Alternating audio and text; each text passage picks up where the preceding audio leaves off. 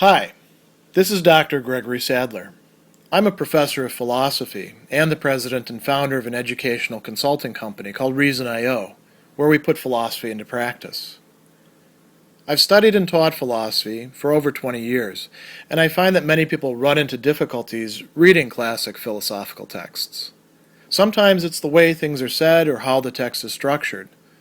But the concepts themselves are not always that complicated, and that's where I come in. To help students and lifelong learners, I've been producing longer lecture videos and posting them to YouTube. Many viewers say they find them useful. What you're currently watching is part of a new series of shorter videos, each of them focused on one core concept from an important philosophical text. I hope you find it useful as well. In Book 4 of Plato's Republic, he's going to provide us with an argument for there being what he terms parts of the soul, or psyche, the word, of course, that we get psychology from. And this is often called Plato's tripartite psychology or his faculty psychology. And we're really looking here, we're interested primarily in the way that he argues towards saying that there's three main parts of the soul. And there's a couple different approaches that he's going to take in this section. He's kind of moving at it from different angles. The first thing that he talks about is the soul having three forms of virtue within it. Wisdom, courage, and temperance being those. And he's basing this on the idea that the soul is going to have the same elements as the larger city that the soul, is a person within, has as well. And putting aside those three virtues for a minute, there's something that he says here. He says, a just person will not differ at all from a just city in respect of the very form of justice, but will be like it. So, in Plato's metaphysics, as we know, there are these things that we call forms or ideas, and they're out in an intelligible world. We grasp them with our minds, we refer to them, and we rely upon them to make sense out of similar things. So justice is a quality within the soul. It's also a quality within the city. And those qualities are, copies of the form. They're not exactly the same. Justice in me isn't exactly the same as justice in you. And, it might be kind of weak in me or, tarnished or not entirely there, and it might be better in you or vice versa. But they're all copies of that thing out there that we call the form. Let's say you reject that. Let's say you're not convinced of Plato's doctrine of the forms. Plato has another good argument here, and he says, listen, the city is composed of the individual people who are its citizens. You're not going to have temperance within the city without having temperate citizens. And what does it mean to be a temperate citizen? It means to have temperance within you as a virtue. And so presumably these three very important virtues that have been identified as belonging to the particular classes or elements of the city, wisdom for the rulers, courage for the lesser guardians or auxiliaries, and temperance for everybody, but particularly the craftspeople, since they have the most opportunity to be intemperate. These are also going to be within the soul. And, that's not a bad argument, but it doesn't actually get us three parts of the soul necessarily here. And so Socrates goes on and he provides another argument that's quite interesting here. He says, the matter begins to be more difficult when you ask whether we do all these things, all the things that we do with our being, with the same thing, or whether there are three things and we do one thing with one and one with another. So, does the soul have different things or parts or functions that we do different things with? What would be the prime examples here? Well, he tells us, maybe we learn with one part of ourselves. Maybe we feel anger, or translating it properly, feel thumos with another. And with a third, desire the pleasures of nutrition and generation and their kind. Nutrition is eating, generation is having sex, right? And we can think of other pleasures as well. So do we have a part that does the thinking, the learning, all of that, and then a part that gets riled up is another great way of translating thumos. and a part that desires, creature comforts and things that we've learned to become attracted to. Does the soul use those parts to do those things? Are those the functions of those parts of the soul? Or does the soul as a whole do all these things? And so Socrates here brings in a consideration, which is, in some respects, not just metaphysical, but logical. And he says, let's attempt to define the boundary. It's obvious the same thing will never do or suffer opposites in the same respect, in relation to the same thing, and at the same time. What do we have there? Law of non-contradiction, right? And expressed in a very good way. Sometimes people are like, you can't have A and not A at the same time.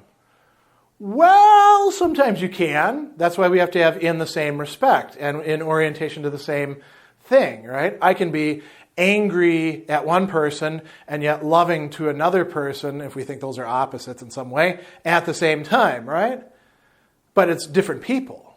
So Socrates is saying, when we find a contradiction like that, an opposition, we know we must be dealing with two different and distinguishable things. So he says, we'll know it's not the same thing functioning, but a plurality. So, and he says, let's consider a few cases. Can the same thing be in rest and at motion? And he says, now let's put aside stuff about tops, where the center of the top is not in motion seemingly, and the outside of the top is in motion. Actually, the center of the top is in motion too. It's just spinning in a circle, smaller circle as well. When we look at the soul, some examples that he has that are quite nice here. He says, will you not set down as opposed to one another assent and dissent, and the endeavor after a thing to rejection of it, embracing to repelling? Do not all these and things like these belong to the class of opposite actions or passions? They are, in fact, opposites to each other. So, when, for example, the mind or the rational part is assenting to something, it's not going to dissent to that same thing in the same way, et cetera, right? Same thing with deciding that we ought to go after it, literally to try to get it, or rejecting it, or embracing things or repelling them. And we don't have to get too hung up on the terminology here. The point is, when there's opposites within a particular function, it's only going to be doing one or the other of those at the same time. So, what is the upshot of this? Well, we can think about certain desires. He says, shall we say the desires constitute a class, meaning appetites when he says desires, and the most conspicuous members of that class are what we call thirst and hunger. We could also put sexual appetite in there as well, or the appetite to lay around and do nothing all day might fit in there. And he goes on and he talks about, distinctions that we can make of quantity and goodness with all of this. And then he talks about the sciences or forms of knowledge. This is all sort of rehearsal, getting us ready to see a fundamental bifurcation within the human soul. And what's the dividing line between them? He says, okay, let's go back to thirst. Will you class it with the things that are of something and say it is what it is in relation to something?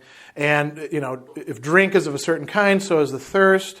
But thirst that is just thirst is neither of much or little or good or bad, etc., etc. The soul of the thirsty, insofar as it thirsts, wishes nothing else than to drink and yearns for this, and its impulse is towards this. Now, why is he doing all of that? Well, we want to just consider thirst as a type of appetitive desire on its own. Are there times where we feel thirst and we really do, part of our soul is saying, go get that drink of water right there, and we keep ourselves from doing it? We maybe say, this is not the right time for me to go to the drinking fountain and get a drink. I need to keep working over here. Or I've already had some water, I'm still thirsty, but it would be bad for me to drink the water at this time because I should, allow the water that I've got to get into my system, whatever it happens to be. And the answer is yes. There's another part of ourself that says, don't drink the water. So he says, right here, if anything draws it back when thirsty, this must be something different from that which thirsts. What is the thing that thirsts? What we call the appetite, the appetitive part, epithumia in Greek. So he says, that which thirsts and drives it like a beast to drink, it cannot be, we say, that the same thing with the same part of itself at the same time acts in opposite ways about the same thing. So what we have in this very simple example is one part saying, get the water, drink it up. And then the other part saying, no, don't do that. One part is pushing us, one part is saying no to that and pulling us away. Those must be different parts. Because the same one single thing doesn't have this capacity to tell us different things at the same time with respect to the same object in the same way. So we have two parts. What are those two parts?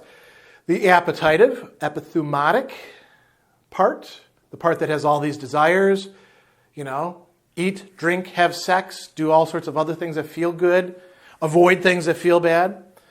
And then the rational part, the part that does the thinking, the part that says, I know you don't like to exercise, and you've already walked a mile, and you're kind of huffing and puffing and tired, but why don't you keep going some more? Because that would be good for your body and your cardiovascular system, because we don't want to die young, right?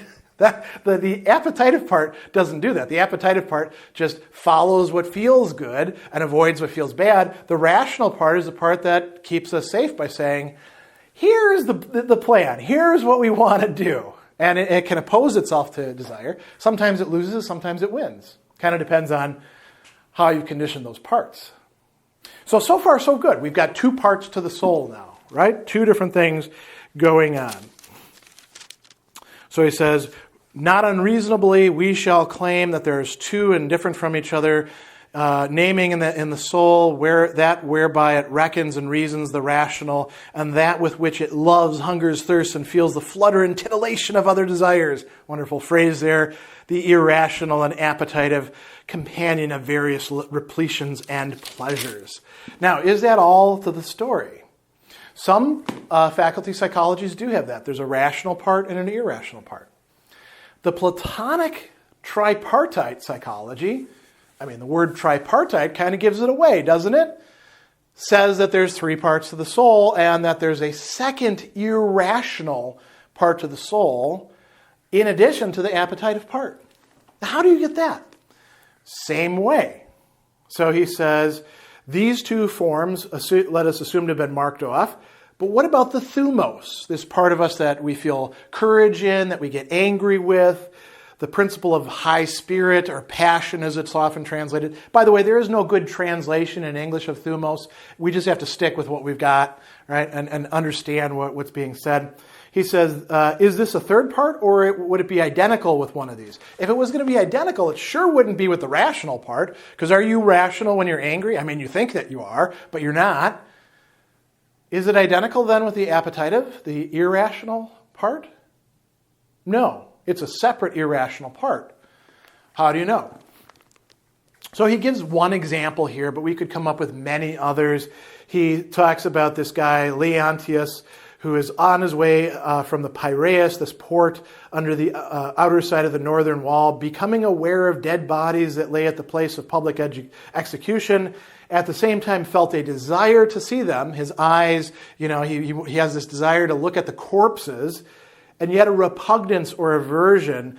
And for a time he resisted and veiled his head, but overpowered in despite by his desire, with wide staring eyes, he rushed up to the corpses and cried to his eyes, "There, ye wretches, take your fill of the fine spectacle." He's ticked off with himself. He's angry with his eyeballs, which is really, an extension of the appetitive part of his soul in this case, for wanting to look at the gross dead corpses. So in that case, in other cases too, where thumos can make us do something different than what the desires want, like when we do get angry, say with other people, and we do risky stuff that our desires say don't do, or things that are painful for us, we have a conflict between two fundamental types of desire, thumos and epithumia. Passion or spirited part in English is how we translated it, and the appetitive part. So now we know that we have three different distinct parts to the soul. And where is Plato going to go from here? He's going to associate these different virtues with the different parts of the soul, but we don't have to go into that here because we're primarily just looking at how does he get there to be three parts altogether. This is the argument that he provides.